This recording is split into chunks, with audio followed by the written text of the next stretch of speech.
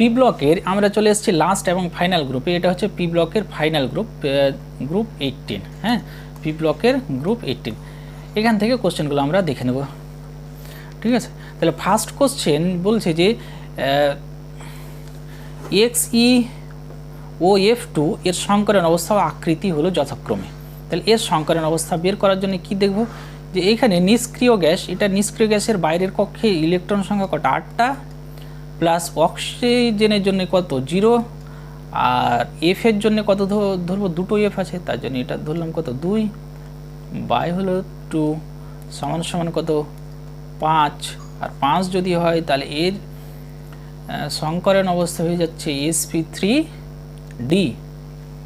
sp3d যে হলো, এবার হচ্ছে এর স্ট্রাকচারটা এরকম হবে,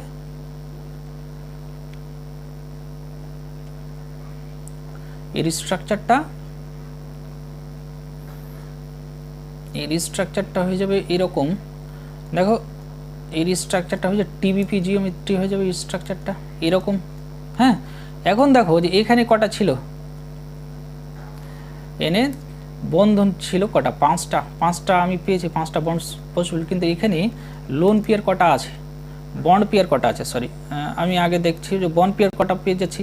এখানে বন্ড পেয়ার থাকছে কটা, বন্ড পেয়ার কীভাবে ক্যালকুলেট করবো, এখানে দেখো কটা পরমাণু আছে, মানে জেনন বাদে কজন আছে, অক্সিজেন আছে একটা আর ফ্লোরিন আছে 2টো, তাহলে টোটাল পরমাণু কটা, 3টে, তার জন্য বন্ড পেয়ার হয়ে গেল 3টে। তাহলে লোন পেয়ার কটা থাকবে ভাই, লোন পেয়ার কটা থাকবে, তাহলে এখানে 5 থেকে 3 বাদ গেলে কত পেয়ে যাবো, 5 থেকে 5 - 3, এটাই হয়ে গেল তার কি, লোন পেয়ার। তাহলে লোন পেয়ার থাকছে 2টো। তাহলে দেখো যে লোন পেয়ার 2টো, তার মানে লোন পেয়ার চলে আসবে এই জায়গা, আর এই জায়গাতে লোন পেয়ার চলে আসবে, মানে এইখানে একটা লোন পেয়ার আর এখানে একটা লোন পেয়ার। তাহলে লোন পেয়ারগুলো এখানে আমি দিয়ে দিলাম, এখানে একটা লোন পেয়ার আর লোন পেয়ার এইখানে একটা দিলাম, ঠিক আছে।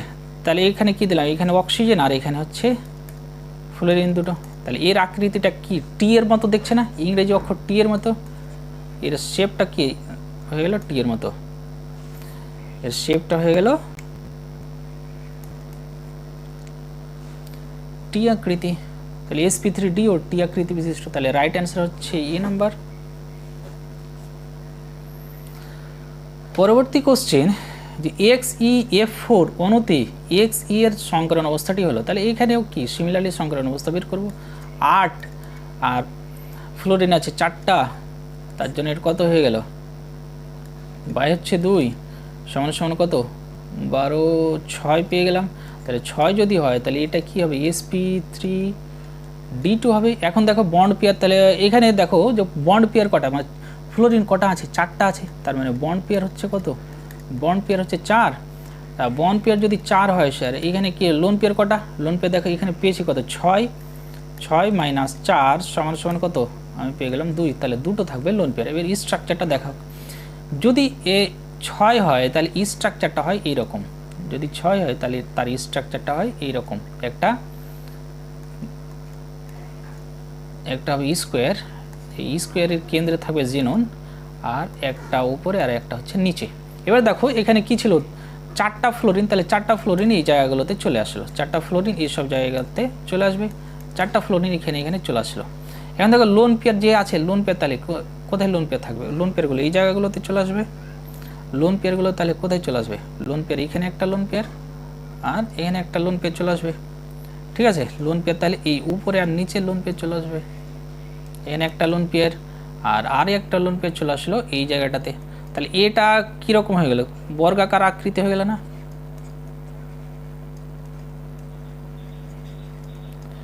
ঠিক আছে, এর আকৃতিটা হয়ে গেল বর্গাকার। তাহলে এইখানে আচ্ছা শুধু সংকরণ অবস্থা বের করতে বলেছিল, তাহলে তো আরও ইজি ছিল। তাহলে রাইট অ্যান্সার হচ্ছে এ নাম্বারটা। এখানে বলছে যে SbF5 ও SbF6 এর সঙ্গে বিক্রিয়াযুক্ত যৌগ যে গঠন করে তাদের ক্যাটায়ন অ্যানায়নের যথাক্রমে আকৃতি বলতে বলেছে। হ্যাঁ, তো এই যে জেনন ফ্লোরাইড আর যে অ্যান্টিমনি ফ্লোরাইড, এরা পরস্পরের সাথে যখন বিক্রিয়া করে তখন দুটো এই যে এরকম একটা ক্যাটায়ন তৈরি করে, এরকম একটা ক্যাটায়ন তৈরি করবে, এরকম একটা ক্যাটায়ন তৈরি করবে আর একটা অ্যানয়ন তৈরি করবে।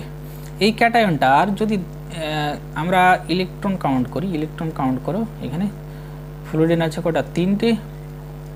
আর দেখো এখানে একটা পজিটিভ চার্জ আছে, তার মানে একটা ইলেকট্রন এখানে কি আছে, কম আছে। একটা ইলেকট্রন যদি কম থাকে তাহলে এখানে কি করবো, -1 করবো, বাই হচ্ছে 2 সমান সমান কত, সমান সমান হয়ে গেল 5। 5 হলে sp3d হবে, হ্যাঁ sp3d। আর sp3d মানে এই স্ট্রাকচারটা হচ্ছে এইরকম, এই স্ট্রাকচারটা হয়ে যাচ্ছে এইরকম। আচ্ছা দাঁড়াও, এই স্ট্রাকচারটা হয়ে যাচ্ছে এরকম হবে। কিন্তু এখানে দেখো লোন পেয়ার কটা ছিল, লোন পেয়ার দুটো লোন পেয়ার থাকছে, 3টা বন্ড পেয়ার, তাহলে 3টা বন্ড পেয়ার 3টা ফ্লোরিন এখানে চলে আসবে এই জায়গাতে, এই জায়গাতে। আর লোন পেয়ার দুটো চলে আসবে এরকমভাবে, এখানে একটা লোন পেয়ার আর এখানে একটা লোন পেয়ার, ঠিক আছে। তাহলে এটার কি আকৃতি হলো, টি আকৃতি হয়ে গেল কিনা, এটার আকৃতি টি হয়ে গেল। আর এখানে বন্ড ইলেকট্রনগুলো যদি কাউন্ট করো তাহলে এটা হচ্ছে অ্যান্টিমনের জন্য ইলেকট্রন হচ্ছে 5, কেন্দ্রীয় পরমাণু ইলেকট্রন সংখ্যা 5, আর ফ্লোরিন আছে 6টা। তারপরে দেখো এখানে নেগেটিভ চার্জ মানে একটা এক্সট্রা ইলেকট্রন আছে এখানে, তার জন্য +1 বাই হচ্ছে 2 সমান সমান কত হয়ে যাচ্ছে, 6 হচ্ছে। তার মানে এইটা হয়ে যাবে sp3d2। আর sp3d2 হলে এরকম স্ট্রাকচারটা হয়, স্ট্রাকচারটা হয়ে যায় এইরকম, ঠিক আছে।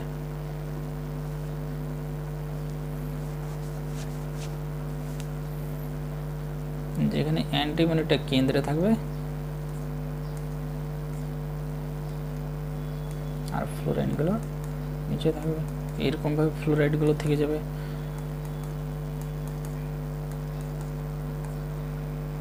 যেহেতু নেগেটিভ চার্জ ছিল তার জন্য নেগেটিভ চার্জটা এখানে লিখলাম, এটা এখানে একটু হয়েছে, তাহলে এইখানেও এটাতে কি পজিটিভ চার্জ ছিল, তার পজিটিভ চার্জটা এরকমভাবে মাথায় থাকবে। তাহলে রাইট অ্যান্সার কোনটা হয়ে যাচ্ছে, এটা কি, এটা হচ্ছে অষ্টতলীয়, হ্যাঁ এটা হচ্ছে অষ্টতলীয়, এই আকৃতিকে বলা হয় অষ্টতলীয়। এই আকৃতিটা হচ্ছে অষ্টতলীয় আকৃতি। তাহলে এখানে স্ট্রাকচার কোনটা হয়ে যাবে, টি আকৃতি বিশিষ্ট অষ্টতলীয়, তাহলে বি নাম্বার হচ্ছে রাইট অ্যান্সার। ঠিক আছে, 4 নাম্বার কোশ্চেন, XeF6 যৌগের তীব্রভাবে আদ্র বিশ্লেষণ করলে, XeF6 যৌগের তীব্রভাবে আদ্র বিশ্লেষণে যেটা উৎপন্ন হয়, তাহলে কি উৎপন্ন হবে, তীব্রভাবে যদি এটাকে আদ্র বিশ্লেষিত করি তাহলে তোমরা দেখো এখানে বিক্রিয়াটা লেখাই আছে, তাহলে অ্যান্সার কি হয়ে যাচ্ছে, অ্যান্সার হয়ে যাচ্ছে সি নাম্বার, ঠিক আছে, সি নাম্বার হচ্ছে রাইট অ্যান্সার। পরবর্তী কোশ্চেন, স্তম্ভ মিলাতে বলেছে, হ্যাঁ তো এখানে দেখো এর সংকরণ অবস্থাটা বের করতে হবে। যদি 8 যোগ হচ্ছে 0 বাই হচ্ছে 2 সমান 4, তার মানে এটা হয়ে গেল sp3। তাহলে এটা সংকরণ অবস্থা কত হবে, এটাও যদি করে দেখো, এটা আসবে sp3d আসবে। আর আচ্ছা ওটা ফাঁকা জায়গা নেই, আচ্ছা এটা লিখছি, এটা আসবে কত, 8 আর 6 14, এটা আসবে 7 sp3d, sp3, এটা আসবে sp3d3, ঠিক আছে। তাহলে এইরকম স্ট্রাকচার। আর এটার আসবে 4, এটা আসবে 6, এইটা লিখবো কোথায়, লেখাটা তো জায়গা নেই, আচ্ছা যাই হোক আমি এইটুকুই মিলাচ্ছি। তাহলে 1 নাম্বার sp3 কোনটাতে আছে, sp3 পিরামিড, তাহলে এটা হয়ে যাচ্ছে বি নাম্বার। তারপরে আছে sp3d সরল রৈখিক, তাহলে এটা হচ্ছে এ নাম্বার। তারপরে 4 নাম্বারটা দেখি, 4 নাম্বারটা কোনটা হবে, sp3d3 সি নাম্বার এটা, তাহলে এটা অবশ্যই তাহলে কোনটা নাম্বার হবে, এটা তাহলে হয়ে যাচ্ছে ডি নাম্বারটা। তাহলে দেখো BADC কোথায় আছে, BADC, তাহলে রাইট অ্যান্সার হয়ে যাচ্ছে এই নাম্বারটা, ঠিক আছে। পরবর্তী কোশ্চেন বলছে EXE-F4 এর আদ্র বিশ্লেষণে উৎপন্ন যৌগটি হলো, তাহলে EXE-F4 কে যদি আদ্র বিশ্লেষিত করি তাহলে কটা যৌগ উৎপন্ন, 4টা যৌগ উৎপন্ন করবে, একটা দুটো তিনটা চারটা, তাহলে রাইট অ্যান্সার কোনটাই পেয়ে যাচ্ছি। উৎপন্ন পদার্থটি হলো EXE-OF4 EXE-O3, তাহলে EXE-O3 হবে অ্যান্সার।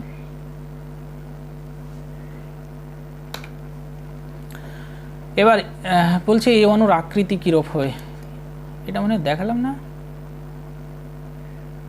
এটা এই স্ট্রাকচারটা দেখালাম, এই যে EXE-O4 বর্গাকার পিরামিড। হ্যাঁ, তাহলে এই স্ট্রাকচারটা হয়ে যাচ্ছে বর্গাকার পিরামিড।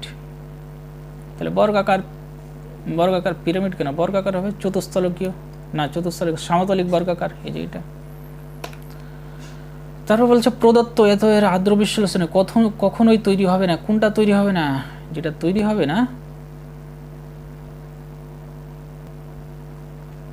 এই অ্যান্সারটা দেখালাম, যে যেটা তৈরি হবে না সেটা হচ্ছে কি, এটা তৈরি হবে না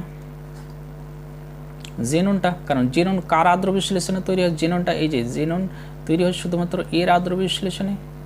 হ্যাঁ, আর এর আদ্র বিশ্লেষণে কি তৈরি হয়, HF আর EXE-O3 তৈরি হয়, বাকিগুলো তৈরি হয়, কিন্তু এটা হয়ে যাবে জেননটা হবে রাইট অ্যান্সার। ঠিক আছে, পরবর্তী কোশ্চেন যে EXE-O2F2 তে EXE এর সংকরণ অবস্থা, তাহলে এর সংকরণ অবস্থায় কত আছে, সংকরণ অবস্থায় এটা 8 + 0 + 2 বাই হচ্ছে 2, তাহলে এটা কত হয়ে গেল 5 হয়ে গেল, আর 5 হইলে কত হবে sp3d।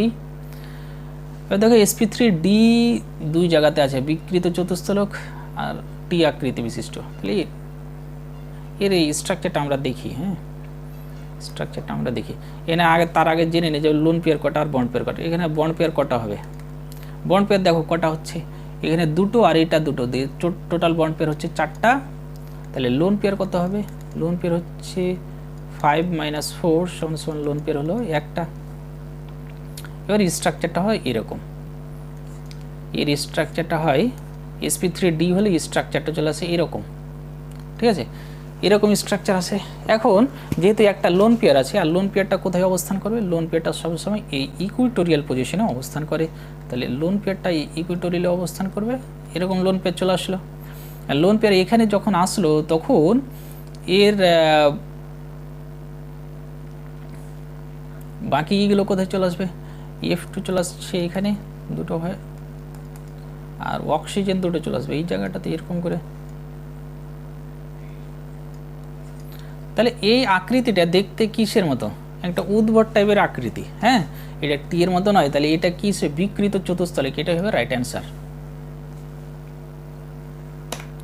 পরবর্তী কোশ্চেন যে জেননের কোন যৌগে নিঃসঙ্গ ইলেকট্রন জোড় সংখ্যা I3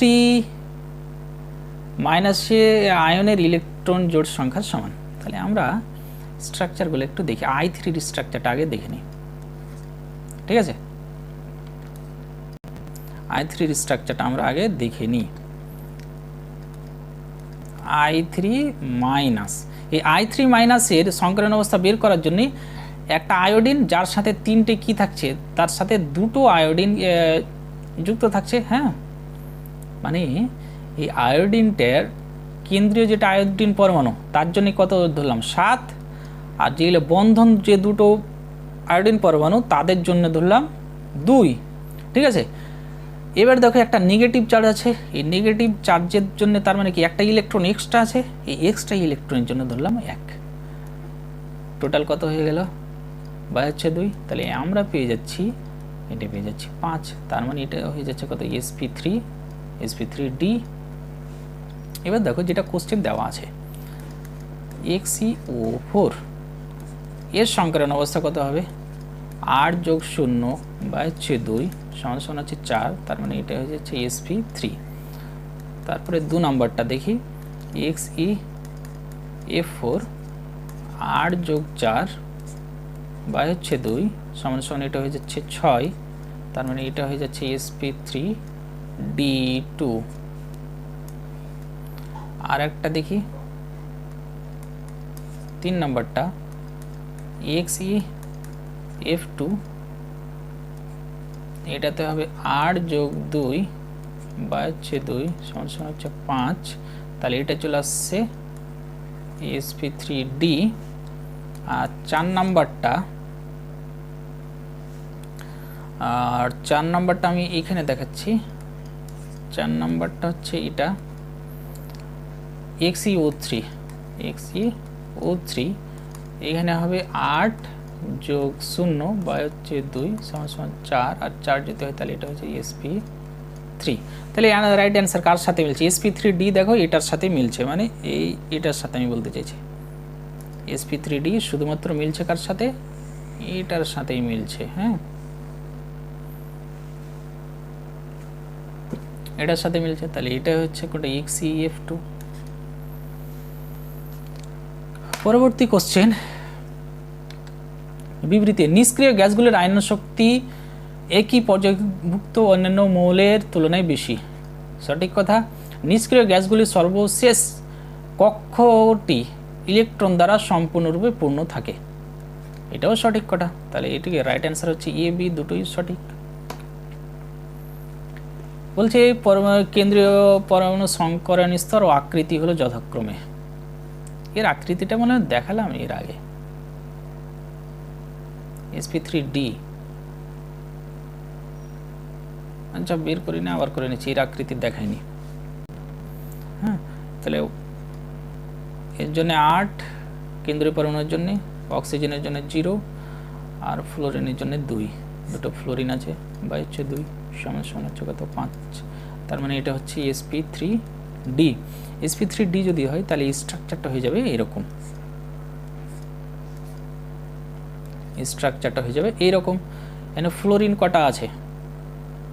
ফ্লোরিন আছে 2টো, তার মানে 2টো ফ্লোরিন এখানে থাকলো, আর অক্সিজেন 3টে আছে, তার মানে 3টে অক্সিজেন এখানে চলে আসলো।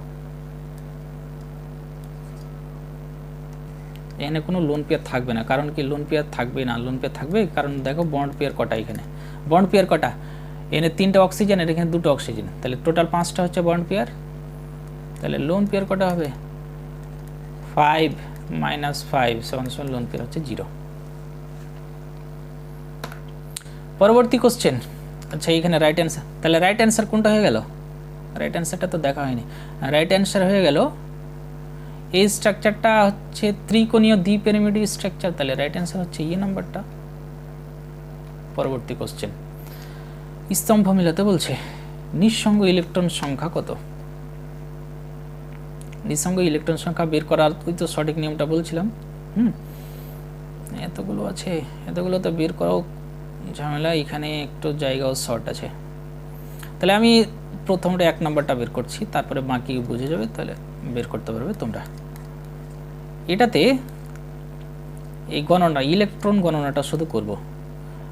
জেননের জন্য 8, ফ্লোরিনের জন্য 2, বাই হচ্ছে 2 সমান সমান কত? 5।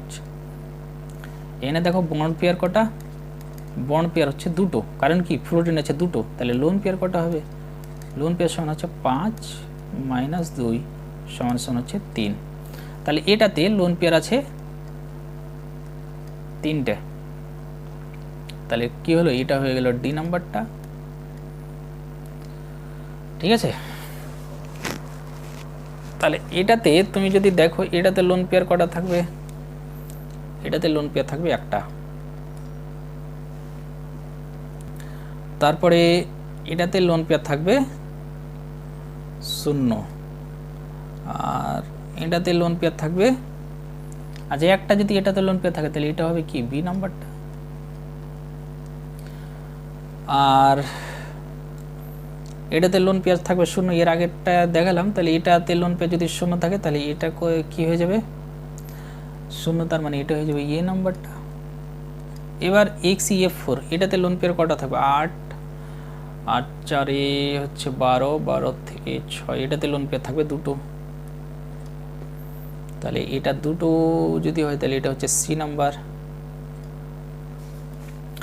তাহলে দেখো যে ডিবিএসি কোথায় আছে? ডিবিএসি, তাহলে রাইট অ্যান্সার হচ্ছে ডি নাম্বারটা।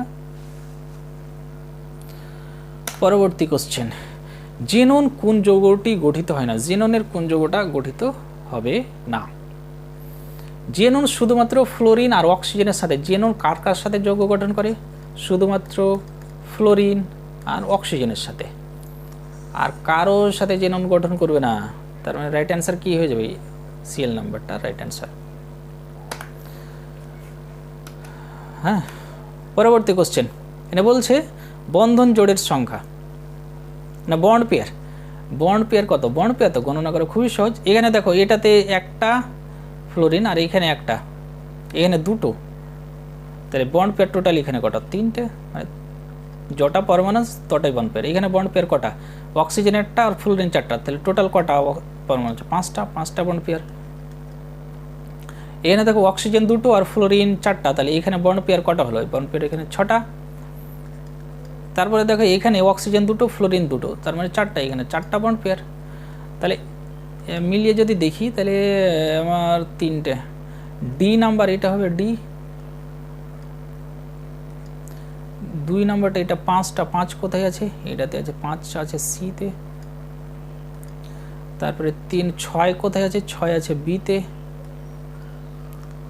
আর 4 কোথায়? 4 আছে এতে। ঠিক আছে, তাহলে অ্যান্সার কি হচ্ছে? ডিসিবিএ, ডিসিবিএ, ডিসিবিএ। তাহলে এটা হচ্ছে কি রাইট অ্যান্সার হচ্ছে ডি নাম্বারটা। প্রদত্ত কোনটির অস্তিত্ব নেই? হ্যাঁ, তাহলে প্রদত্ত কোনটার অস্তিত্ব নেই আমি বলে দিই যে শুধুমাত্র জেনন পরমাণু, নিষ্ক্রিয় গ্যাসগুলি আছে তার মধ্যে শুধুমাত্র জেনন পরমাণু আছে যে যৌগ গঠন করতে পারে। জেনন ছাড়াও ক্রিপ্টন এক দুটো পারে, কিন্তু জেননই পারে, বাকিগুলো কেউ পারছে না। কারণ কেন গঠন করে না? তার কারণ হচ্ছে যে জেননের জেননের আয়নন বিভবের মান তুলনামূলকভাবে অন্যান্যদের থেকে কম হয়, সেই জন্য জেনন পরমাণুটা যৌগ গঠন করতে পারে। তার মানে এখানে দেখো সবগুলোতে কি আছে? জেনন যৌগ আছে, এটাও জেনন আছে, এটাও জেনন যৌগ আছে, শুধুমাত্র এটা একটা যৌগ যেখানে কিন্তু জেনন নেই। তাহলে রাইট অ্যান্সার কি হয়েছে? রাইট অ্যান্সার হয়ে যাচ্ছে বি নাম্বার। পরবর্তী কোশ্চেন যে বলছে সবচেয়ে স্থায়ী নোবেল গ্যাস হাইড্রাইডটি কোনটা? তাহলে নোবেল গ্যাসের হাইড্রাইড এটা অবশ্যই, তাহলে এটা হবে জেননের। ঠিক আছে, পরবর্তী কোশ্চেন যে নিষ্ক্রিয় গ্যাসের যৌগগুলির মধ্যে বেশিরভাগই জেনন দ্বারা গঠিত হয় কেন?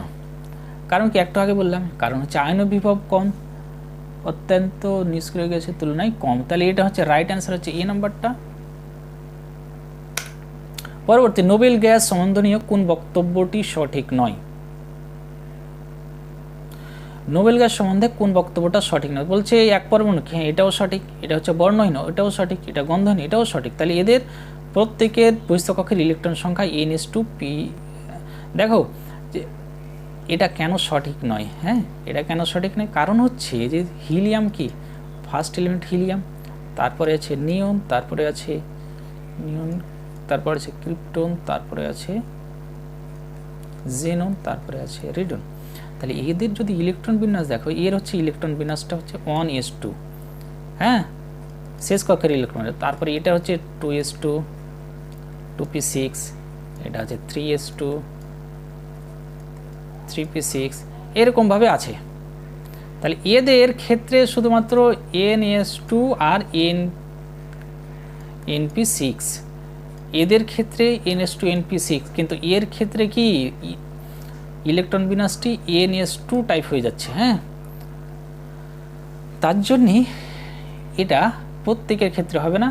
নিয়ন থেকে রেডন পর্যন্ত NS2 NP6, কিন্তু হিলিয়ামের ক্ষেত্রে শুধুমাত্র NS2 হবে। তারা বলছে প্রদত্ত কোনটির দ্বিমেরু ভ্রামক শূন্য? কোনটা দ্বিমেরু ভ্রামক শূন্য? দ্বিমেরু ভ্রামক শূন্য হবে এটা। কেন এর দ্বিমেরু ভ্রামক শূন্য? কারণ এর স্ট্রাকচারটা যদি দেখো, তাহলে এর ইলেকট্রনটা কাউন্ট করে নাও, এর ইলেকট্রনটা যদি কাউন্ট করো তাহলে তুমি কি পাচ্ছ? 6 পাচ্ছ। আর 6 যদি হয়ে যায় তাহলে এটা হচ্ছে sp3d2। আর এরকম sp3d2 আসলে, sp3d2 যদি আসে তাহলে এর গঠনটা স্যার হয়ে যায় এরকম।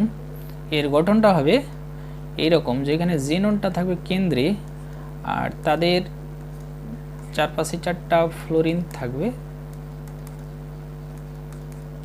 ফ্লোরিন থাকলে 4 5 4টা, হ্যাঁ। আর দেখো লোন পেয়ার ইলেকট্রনগুলো এই জায়গাতে চলে আসলো। তাহলে এটা দেখো যে সমতল বর্গাকার স্ট্রাকচার,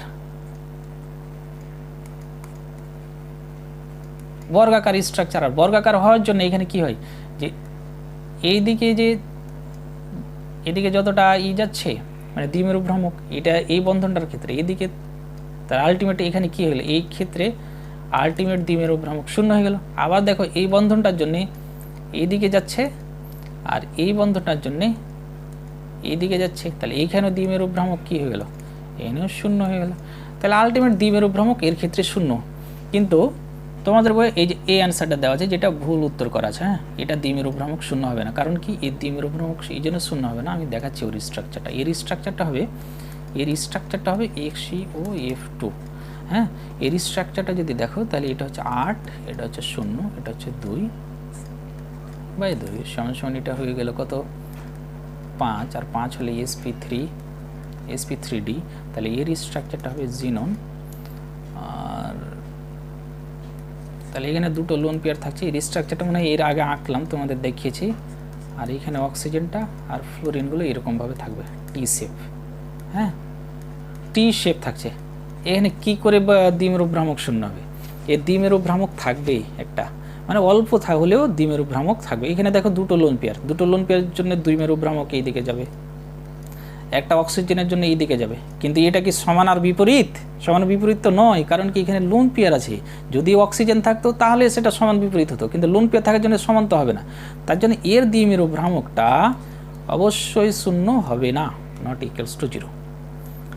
এই দুটো বন্ধনের জন্য দ্বিমেরু ভ্রামক শূন্য হবে, এই দুটোর জন্য শূন্য হবে, ঠিক আছে। এটা যতটা উপরে টানবে এটা ততটাই নিচের দিকে টানবে। তার জন্য এইখানে এই বন্ধনটার জন্য শূন্য হবে, এই বন্ধনটার জন্য শূন্য হবে, কিন্তু এই যে ইকুইটোরিয়াল বন্ধন এর জন্য শূন্য হবে না, ঠিক আছে। তাহলে রাইট অ্যান্সার হয়ে যাচ্ছে কোনটা, সি নাম্বারটা হচ্ছে রাইট অ্যান্সার। পরবর্তী কোশ্চেন, XeF6 যৌগটির ক্ষেত্রে প্রদত্ত কোন বক্তব্যটি সঠিক নয়? এখানে অনেকগুলো বক্তব্য বলেছে এর জারণ সংখ্যা +6, তো এটাও তো সঠিক। এতে সংকরণ অবস্থায় এটাও সঠিক। এটি বিকৃত অষ্টতল, এটাও সঠিক। এর আর্দ্র বিশ্লেষণে শুধুমাত্র এটা না, এই যে এটা উৎপন্ন হয় না, এটা উৎপন্ন হবে না, আর এটা উৎপন্ন হবে না, ঠিক আছে। তার মানে এটাই হচ্ছে রাইট অ্যান্সার। পরবর্তী কোশ্চেন, জল দ্বারা XeF4 কে সম্পূর্ণ আর্দ্র বিশ্লেষণ করলে প্রদত্ত কোনটি উৎপন্ন হয় না? তাহলে আমরা জানি কি জানি, যে এটা উৎপন্ন হয়, হ্যাঁ, এটা উৎপন্ন হয়, তাহলে ডি নাম্বারটা হবে রাইট অ্যান্সার,